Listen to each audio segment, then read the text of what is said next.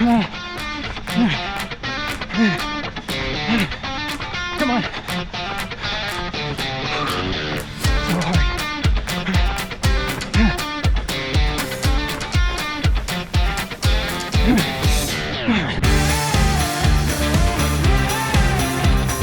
It's a new week and I'm switching things up for these weekly training updates. Before I get to that, a reminder that hi, I'm Josh and I'm a runner. I had an injury in March during a half marathon and now I'm trying to train for my very first marathon. Now, the new format for these videos. I'm still going to go through my weekly training, but I'm going to start with the good and the bad from the week's training. So let's kick it off with the good. 1. I hit my mileage goal and got through all the prescribed runs. That was 36 miles, which eclipsed my previous high mileage for a single week in my limited running career by a mile. I have to remind myself that even if other runners out there are running more than that, this is still an accomplishment for me. I'm running more than I ever have, and I hope I can keep it up. 2. I successfully ran my longest run of the block so far, which was 15 miles. That also happened to be my longest run ever. It was tough, but it was a relief to know I could physically do more than the half marathon distance, which had been my previous high. 3. The weather was perfect for August. Not too hot, and the humidity all but disappeared. It was short-lived, but hey, we'll always have those memories. Now, the bad. 1. Sleep. Man, I'm really trying, but between the full-time job, right into time with the family, right into responsibilities at home like dishes and laundry and picking up toys that I swear we picked up last night, right into getting up early to accomplish these longer runs, I'm finding getting 8 hours of sleep a night near impossible. Yes, I could really cut down or cut out my extraneous scrolling and mindless sitting around, but I'm human. Sometimes I just need a mindless break. I should also add that I know I'm not unique in this. There are many very talented athletes who also deal with the reality of jobs and kids and family commitments. I just want to be real with my audience that it's something I struggle with and that if you do too, it's very normal. We're doing our best. 2. My hair situation. So a little background. For each of the previous 3 half marathon training blocks, I've had the silly little superstition where I'll get a haircut right before the training block starts and then not cut it again until the race is over. This has mostly been fine since the half marathon trainings were 12 weeks, but this training block is 20 weeks, and the hair situation is already getting out of control. I'm able to manage it mostly, but actually, hang on a second. This is what I'm working with. I mean, it's fine under a hat, but it's getting embarrassing otherwise. And I have 9 more weeks. I'm leaning toward not cutting it until after the race, but comment below what you think I should do. And let's be real, the only person who's really going to have a say in this is my wife, but before I continue, let me fix this. This is embarrassing. 3. This might actually be the worst news of all. The day after my 15-mile run at the end of week 11, I noticed a soreness in the arch of my left foot. I don't know exactly what's going on, and I'm praying it's nothing serious, but it's certainly an area of high concern right now. Not much I can do as of now except to stretch it and take it easy if that becomes necessary. Runs for the week. Day 1 was 10 400-meter repeats with 200-meter recoveries in between. It was very tough, but definitely one of my most productive outings. Total distance on the run was 5.3 miles in 47:36. Week 11, day 1. I'm out here for another run this morning. Off of my 13 miles yesterday. Today, I'm supposed to be doing 10 by 400 on the track with 200-meter recoveries after a 1-mile warm-up, followed by a 1-mile cooldown.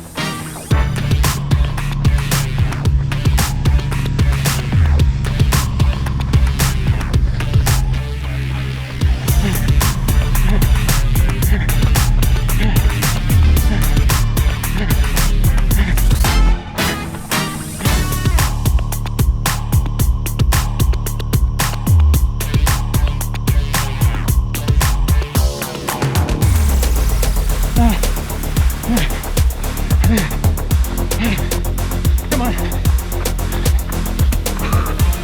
So hard.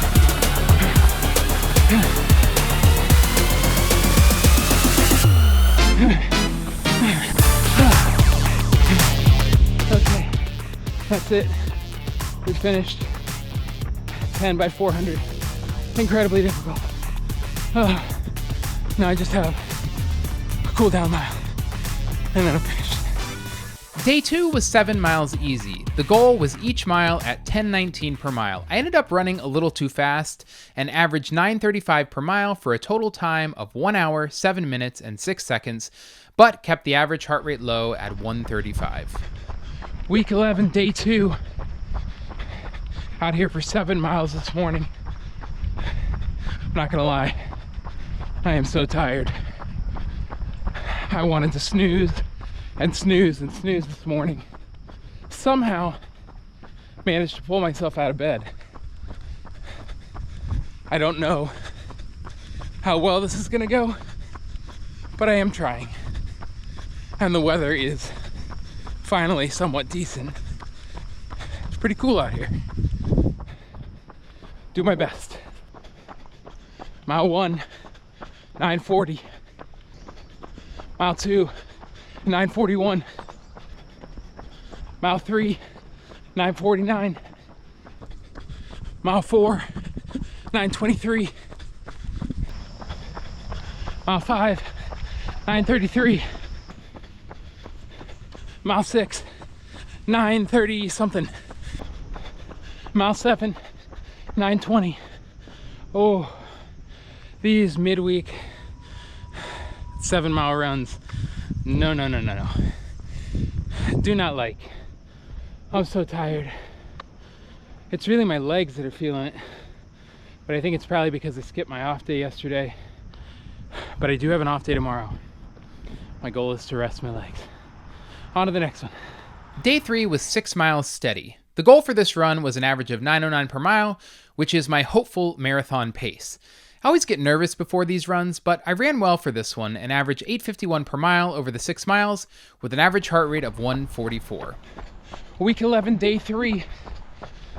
Out here for 6 miles this morning. Supposed to be trying to do them at a 9:09 per mile pace. I don't know if I can do that, but I'm going to give it my best.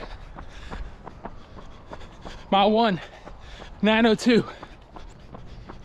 Mile 2, 8:58. I'm tired, but I'm trying. Mile 3, 8:56. Mile 4, 8:50. Mile 5, 8:47. I've somehow negative split each mile so far. So the new goal is to run mile 6 in sub 8:47.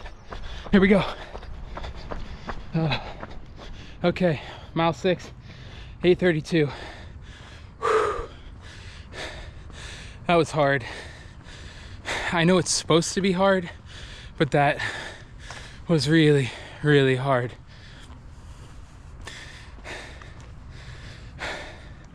That's it for this week.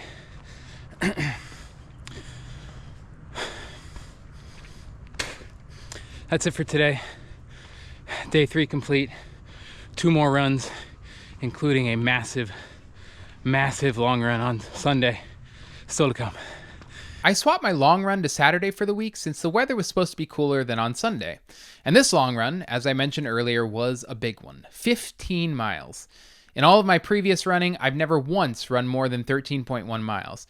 I took this one slowly. It took 2.5 hours of running, but I managed an average of 10:05 per mile with an average heart rate of 136. Week 11, day 4. Out here for my longest run of the training block so far. And coincidentally, my longest run ever, which is 15 miles. I'm not feeling great about it, but I am trying. That's all I can do. So I'm going to try to think about something I can arbitrarily rank on this run. Mile 1, 9:55. Mile 2, 9:59. Mile 3, 9:57. Mile 4, 10:12. Mile 5, 10:09. Mile 6, 10:09. Mile 7, 10:12. Somehow I managed to get off the trail I was running on. Not sure where I am, so turning around and going back. Mile 8, 10 flat. So I was trying to think about what I could rank today. And I was thinking about an actor who loves to run.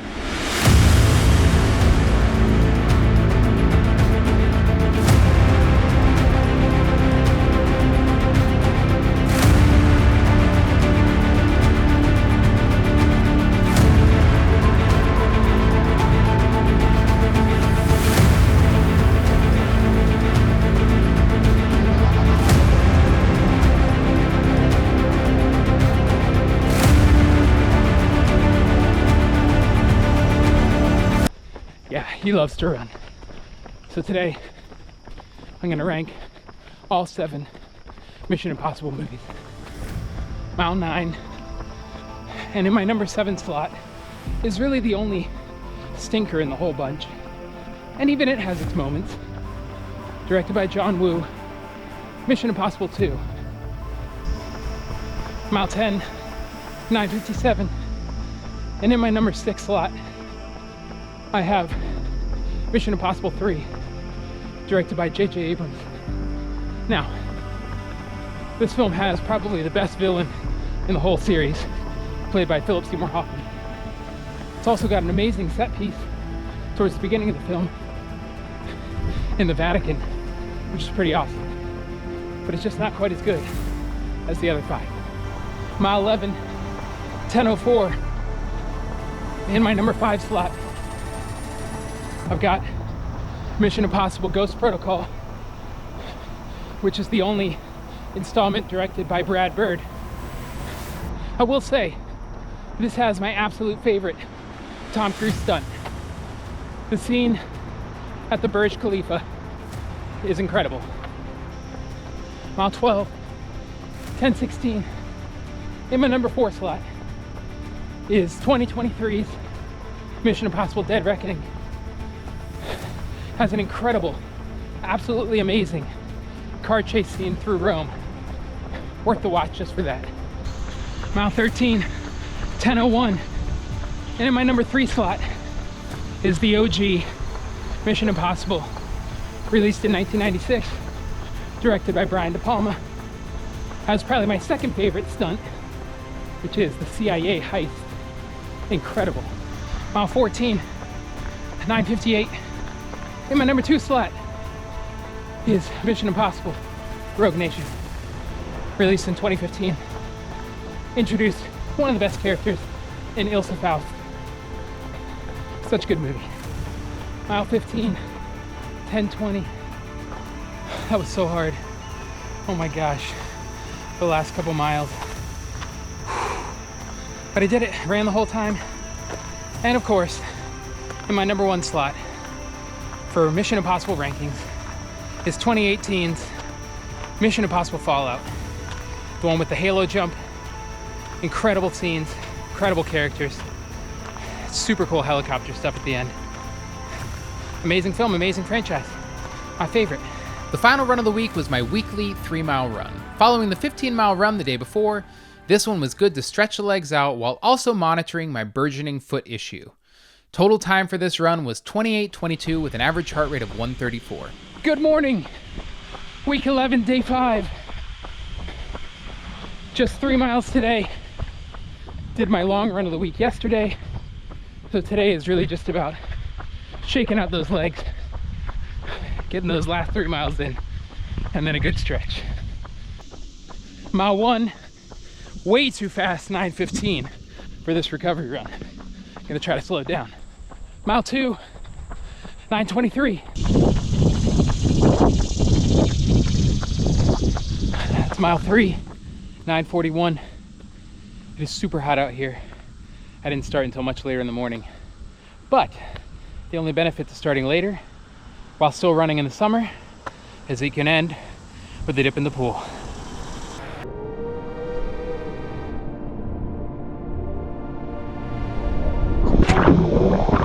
Week 11 is behind me. Effort and outcome for the week was a 9 out of 10. Outside of the sleep and the potential foot issue, this was about as good as I'm gonna do. As always, I'm grateful to run, and I am grateful for today. 9 weeks to go. This is Foot Up to Finisher, and this is episode 11. Thanks for watching. See you soon.